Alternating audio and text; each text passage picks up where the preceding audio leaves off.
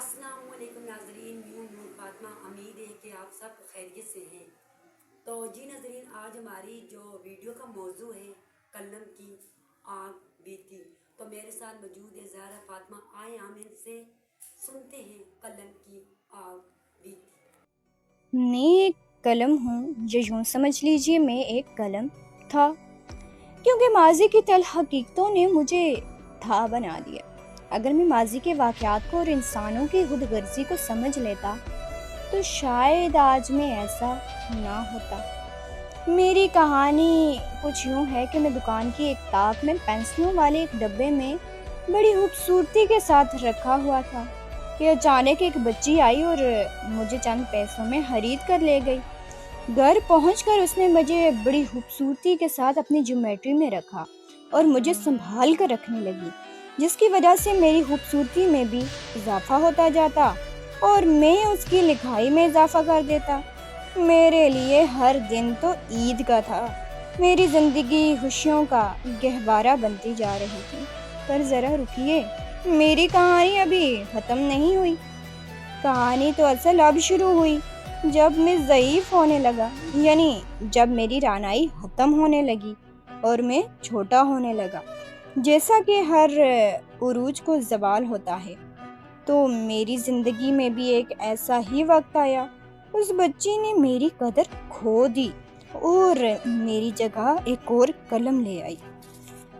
میں کبھی زمین پر پڑا ہوتا تو کبھی میز کے دہانے پر۔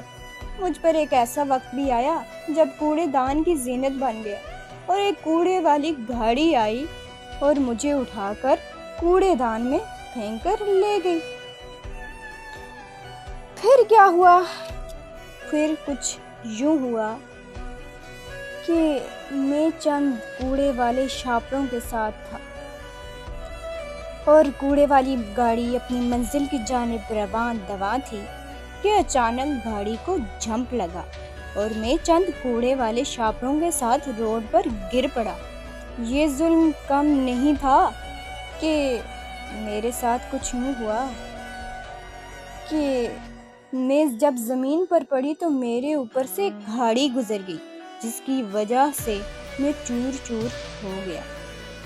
پھر کیا تھا، میں نے اپنے رب سے مدد مانگی اور جیسا کہ وہ غفور الرحیم ہے تو اس نے میری مدد کی، اور اچانک ایک بچہ میرے پاس آیا اور اس نے مجھے اٹھا کر زمین سے اونچی جگہ پر رکھ دیا۔ اس پر میں نے اللہ کا شکر ادا کیا اور مجھے یہ سیکھ ملی کہ انسان خود غرض ہے۔ اگرچہ میری اہمیت کے بارے میں تو ہر کوئی جانتا ہے، لیکن میری قدر کوئی نہیں کرتا۔ مجھے افسوس اس بات کا ہے کہ میں وہ قلم ہوں کہ جس کا قرآن مجید میں بھی ذکر ہے کہ سورہ الف میں اللہ نے ارشاد فرمایا ہے کہ اللہ نے قلم کے ذریعے انسان کو علم سکھایا۔ لیکن میں کیا کہہ سکتا ہوں، وہ انسان جو اللہ کے احکام کی پیروی نہیں کرتے، وہ میری کیا قدر کریں گے؟